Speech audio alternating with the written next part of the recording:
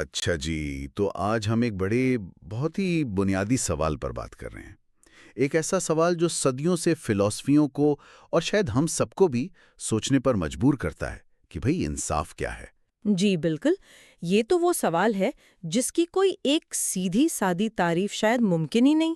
صحیح، اور اس گتھی کو سلجھانے کے لیے آج ہم افلاطون کی شہرہ آفاق کتاب جمہوریہ، اس کے کچھ حصوں کو دیکھ رہے ہیں۔ خاص طور پہ ایک ورژن جو ہمارے سامنے آیا ہے، جمہوریہ ایک کہانی اردو میں کے نام سے۔ یہ کہانی والا انداز نا ان مشکل خیالات کو سمجھنے میں کافی مدد دیتا ہے۔ ہاں، یہ پیشکش واقعی ان تصورات کو زیادہ قابل رسائی بناتی ہے۔ تو ہمارا آج کا مقصد کیا ہے؟ وہ یہ کہ سقراط نے جو انصاف کا تصور دیا اسے سمجھے۔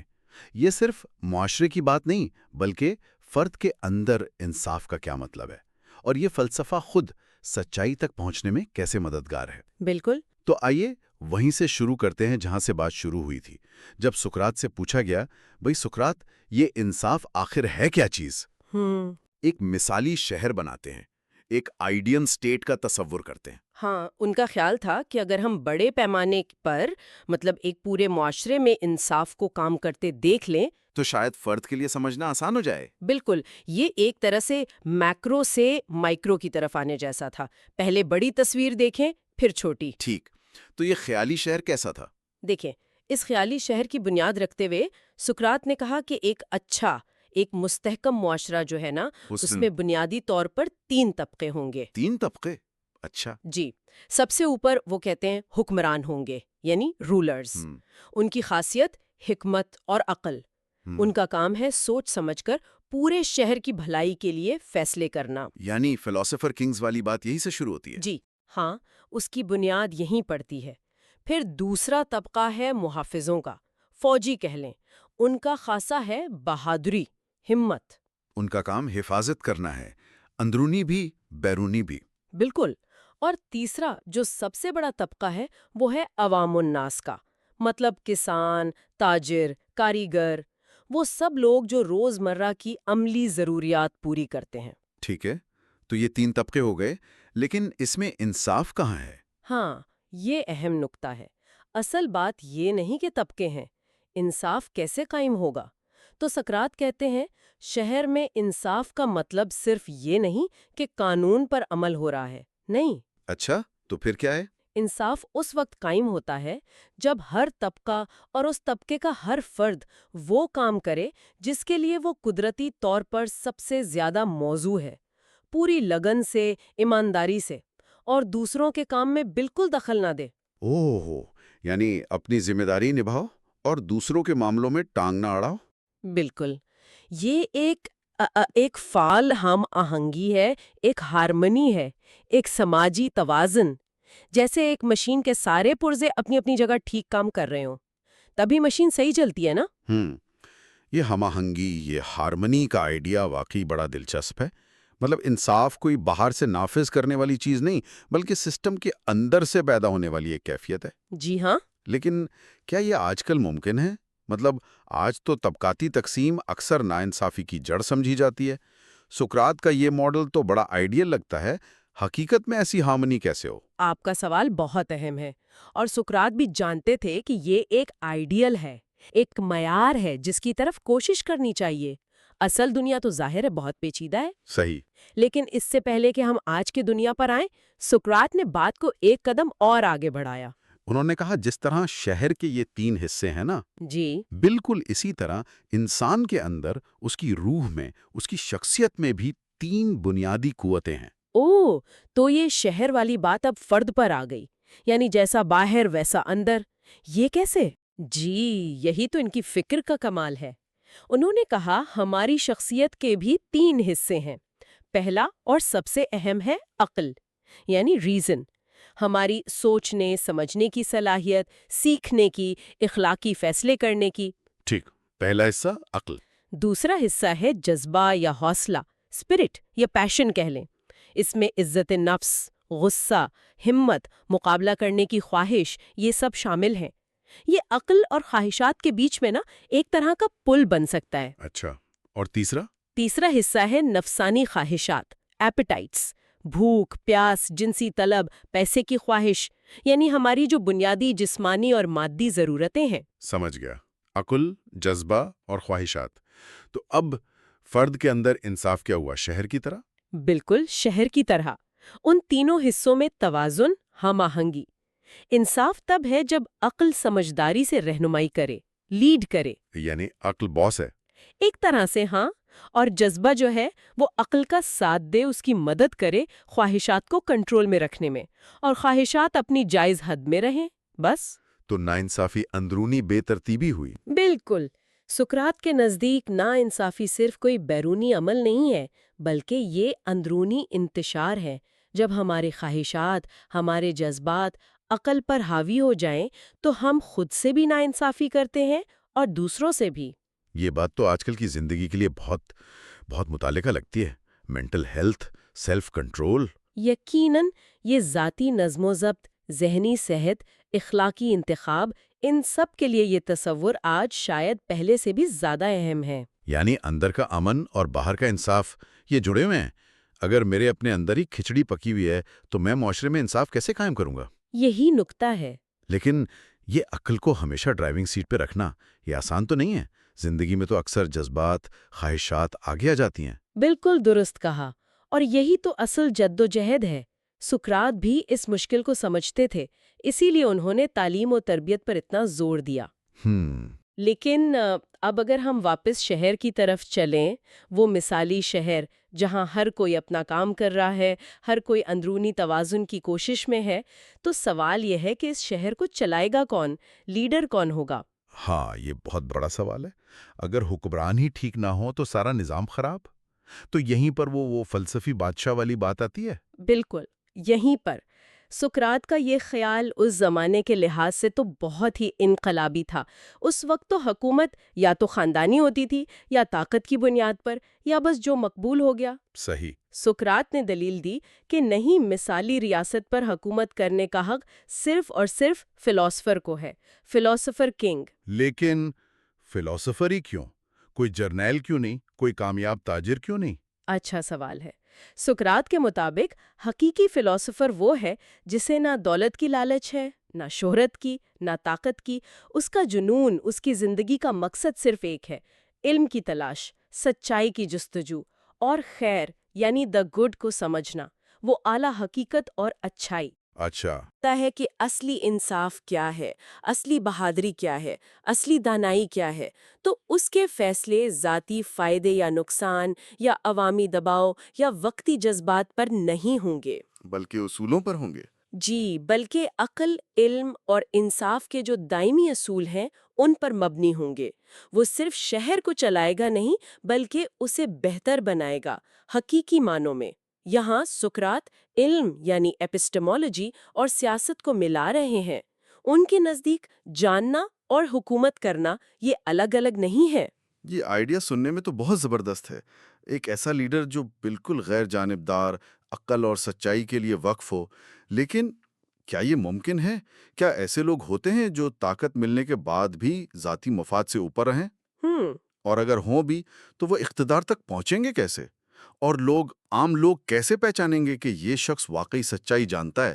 ہم تو اپنی اپنی دنیاؤں میں رہتے ہیں نا۔ آپ نے بالکل وہی سوالات اٹھائے ہیں جو اس تصور پر اٹھائے جاتے ہیں۔ یہ عملی چیلنجز بالکل ہیں، اور یہیں پر سقراط ہمیں ایک اور بہت گہری کہانی سناتے ہیں، شاید ان کی سب سے مشہور تمثیل۔ غار کی کہانی، ایلیگری آف دا کیو۔ جی بالکل، غار کی کہانی۔ یہ کہانی صرف یہ نہیں بتاتی کہ علم اور حقیقت کیا ہے، بلکہ یہ بھی کہ اس علم تک پہنچنا کتنا مشکل اور تکلیف دہ سفر ہو سکتا ہے۔ ہاں، یہ میں نے سنی ہے، لیکن آئیے ذرا اس سے کھولتے ہیں۔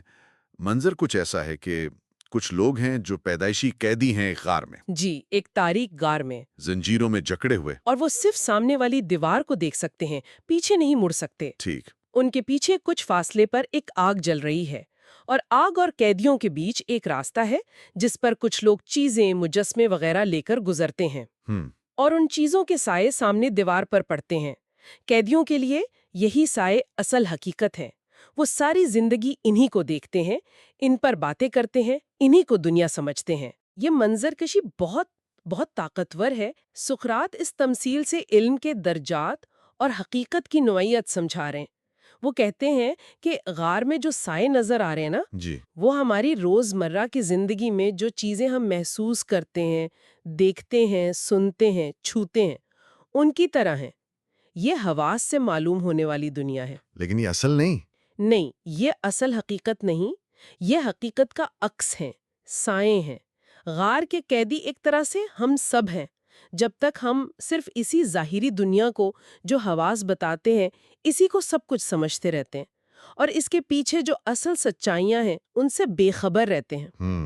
اب سوچیں، ان قیدیوں میں سے ایک کو آزاد کر دیا جائے، زبردستی اسے گھسیٹ کر غار سے باہر لایا جائے سورج کی روشنی میں، تو کیا ہوگا؟ پہلے تو اس کی آنکھیں چندھیا جائیں گی، تکلیف ہوگی، وہ شاید بھاگ کر واپس غار کی اندھیری مانوس دنیا میں جانا چاہے گا۔ ظاہر۔ لیکن آہستہ آہستہ اس کی آنکھیں عادی ہوں گی، وہ پہلے چیزوں کے عکس دیکھے گا پانی میں، پھر اصل چیزیں، درخت، پہاڑ، اور آخر کار وہ خود سورج کو دیکھنے کے قابل ہو جائے گا۔ اور سورج کیا ہے یہاں؟ سورج ہے حتمی سچائی، خیر یا دا گڈ کی علامت، جو ہر چیز کو روشن کرتا ہے، ہر چیز کو سمجھنے کے قابل بناتا ہے۔ یہ غار سے باہر نکلنے کا جو مشکل سفر ہے نا، یہی فلسفیانہ روشن خیالی کا سفر ہے، حقیقی علم حاصل کرنے کا سفر، اور یہ سفر صرف عقل سے، غور و فکر سے ممکن ہے۔ یہ تو بڑی گہری بات ہے، اور یہ صرف پرانی یونان کی بات نہیں لگتی۔ آج کل بھی تو ہم ایک طرح کی غار میں نہیں ہیں۔ معلومات کا اتنا شور ہے، سوشل میڈیا کے اپنے اپنے ببلز ہیں، بالکل، جہاں ہمیں وہی نظر آتا ہے جو ہم پہلے سے مانتے ہیں۔ کیا یہ بھی ایک غار ہے؟ آپ نے بہت ہی اہم نقطہ اٹھایا ہے۔ یہ تمثیل آج بھی اتنی ہی، شاید پہلے سے زیادہ متعلقہ ہے۔ یہ ہمیں چیلنج کرتی ہے کہ ہم اپنی سمجھی ہوئی حقیقتوں پر سوال اٹھائیں، اپنی رائے پر، اپنے تعصبات پر۔ کہ کیا ہم واقعی حقیقت دیکھ رہے ہیں یا صرف سائے؟ بالکل، کیا ہم صرف سائے دیکھ رہے ہیں؟ فلسفے کا کام ہی یہی ہے کہ وہ ہمیں اس ذہنی غار سے نکالنے کی کوشش کرے، سوال کرنا سکھائے، سطحی چیزوں سے آگے گہری سچائیوں کی طرف لے جائے۔ لیکن یہ آسان نہیں۔ بالکل نہیں، اور جیسا سقراط نے کہا، جو شخص غار سے باہر نکل کر واپس قیدیوں کو سچ بتانے آتا ہے نا، اسے لوگ پاگل سمجھتے ہیں۔ اکثر توضیح کا نشانہ بنتا ہے، مخالفت ہوتی ہے، کیونکہ قیدی اپنی مانوس دنیا، اپنے سائے چھوڑنے کو تیار نہیں ہوتے۔ تو اگر ہم ان ساری باتوں کو جوڑیں، یہ مثالی شہر، فرد کے اندر کے حصے، فلسفی بادشاہ، غار کی کہانی، ان سب کا خلاصہ کیا ہے؟ وہ کون سی مرکزی باتیں جو سقراط ہمیں سمجھانا چاہ رہے ہیں؟ میرے خیال میں نا، چند بنیادی باتیں بہت واضح ہیں۔ پہلی اور سب سے اہم ہے آہنگی، ہارمنی۔ انصاف، چاہے وہ معاشرہ کا ہو یا فرد کا، وہ بنیادی طور پر مختلف حصوں کے بیچ ایک صحیح توازن، ایک ہارمنی کا نام ہے۔ یعنی جب سب اپنی جگہ ٹھیک کام کر رہے ہوں۔ جی، جب ہر حصہ اپنا قدرتی کام کر رہا ہے تو سسٹم ٹھیک چلتا ہے، انصاف قائم ہوتا ہے۔ یہ صرف قانون ماننے سے آگے کی بات ہے، یہ ایک اندرونی اور اجتماعی صحت ہے۔ ٹھیک ہے، پہلا نقطہ ہارمنی۔ دوسری کلیدی بات ہے عقل اور علم کی اہمیت، ان کی بالادستی۔ سقراط کے نزدیک اچھی زندگی، حقیقی خوشی، منصفانہ معاشرہ، یہ تبھی ممکن ہے جب عقل جو ہے وہ جذبات اور خواہشات کو لیڈ کرے۔ اور حکمران بھی عقل والے ہوں۔ بالکل، معاشرے کی قیادت بھی ان کے ہاتھ میں ہو جو علم اور حکمت رکھتے ہوں، نہ کہ وہ جو طاقت یا پیسے کے پیچھے ہوں۔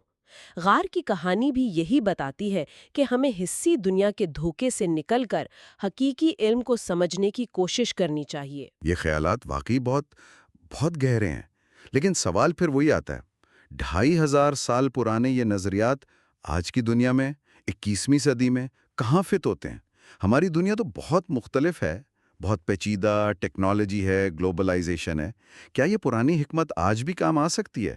یہ بہت اہم سوال ہے، اور حیرت انگیز طور پر نا، سقراط کے یہ بنیادی سوالات آج بھی زندہ ہیں۔ مثلاً ایک منصفانہ معاشرہ کیسا ہو؟ مختلف گروہوں، طبقوں میں تعلقات کیسے ہونے چاہیے؟ وسائل کیسے تقسیم ہو؟ حکومت کون کرے؟ یہ سوالات آج بھی سیاست، سماجیات میں مرکزی حیثیت رکھتے ہیں۔ سقراط کا جو ہم آہنگی کا ماڈل ہے نا، وہ ہمیں ان سوالات پر سوچنے کے لیے ایک فریم ورک دیتا ہے، بھلے ہم اس سے پوری طرح متفق نہ ہوں۔ ٹھیک ہے، یہ تو ہوئی معاشرے کی بات۔ فرد کی سطح پر اور فرد کی سطح پر دیکھیں تو اندرونی توازن کا تصور آج شاید پہلے سے زیادہ اہم ہو گیا ہے۔ کیسے؟ دیکھیں نا، آج کی تیز رفتار زندگی، معلومات کی بھرمار، سوشل میڈیا کا دباؤ، خواہشات کا نہ ختم ہونے والا سلسلہ، ان سب کے بیچ اپنی عقل کو کیسے قابو میں رکھا جائے، اندرونی سکون، اندرونی ہارمنی کیسے ملے؟ یہ تو ہر ایک کا مسئلہ ہے آج کل۔ بالکل، یہ چیلنجز آج ہر ایک کے سامنے ہیں۔ سقراط ہمیں یاد دلاتے ہیں کہ بھئی اصل خوشی باہر کی چیزوں میں نہیں، اندر کے توازن میں ہے۔ اسی طرح سچائی کی تلاش، تنقیدی سوچ، ظاہری باتوں سے دھوکہ نہ کھانا، یہ آج کی غار سے نکلنے کے لیے بہت ضروری اوزار ہیں۔ تو گویا یہ صرف تاریخ کا سبق نہیں ہے، یہ آج بھی ہمیں اپنی زندگیوں کو، اپنے معاشروں کو بہتر بنانے کے لیے سوچنے کی دعوت دیتے ہیں۔ ہم نے جمہوریہ، ایک کہانی اردو میں، کے ذریعے سقراط کے انصاف، مثالی شہر، روح کے حصے، فلسفی حکمران اور غار کی تمثیل جیسے بنیادی تصورات کا ایک جائزہ لیا۔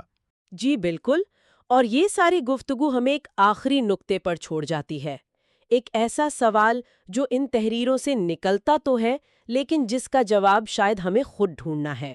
وہ کیا سوال ہے؟ وہ یہ کہ اگر ہم یہ مان لیں کہ ہم سب کسی نہ کسی حد تک اپنی ذہنی غار میں قید ہیں، تو آج کے دور میں عملی طور پر اس غار سے نکلنے کا سفر کیسے شروع کیا جائے؟ وہ کیا ٹھوس قدم ہو سکتے ہیں جو ہمیں سطحی رائے، سماجی دباؤ سے آزاد کر کے زیادہ گہری اور حقیقی سمجھ کی طرف لے جائیں؟ اور کیا وہ کامل ہم آہنگی جس کا سقراط نے خواب دیکھا تھا، معاشرتی یا ذاتی سطح پر کیا وہ واقعی حاصل ہو سکتی ہے، یا یہ ہمیشہ ایک آئیڈیل ہی رہے گا، ایک ادھورا خواب، خاص طور پر آج کی دنیا کی رکاوٹوں کو دیکھتے ہوئے جن کا شاید سقراط نے تصور بھی نہ کیا ہو؟ یہ واقعی بہت گہرے اور سوچنے والے سوالات ہیں، اور شاید یہی فلسفے کی خوبصورتی ہے کہ وہ ہمیں تیار جواب نہیں دیتا، بلکہ سوچنے پر، سوال کرنے پر اور خود اپنی سمجھ بنانے کے سفر پر اکساتا ہے۔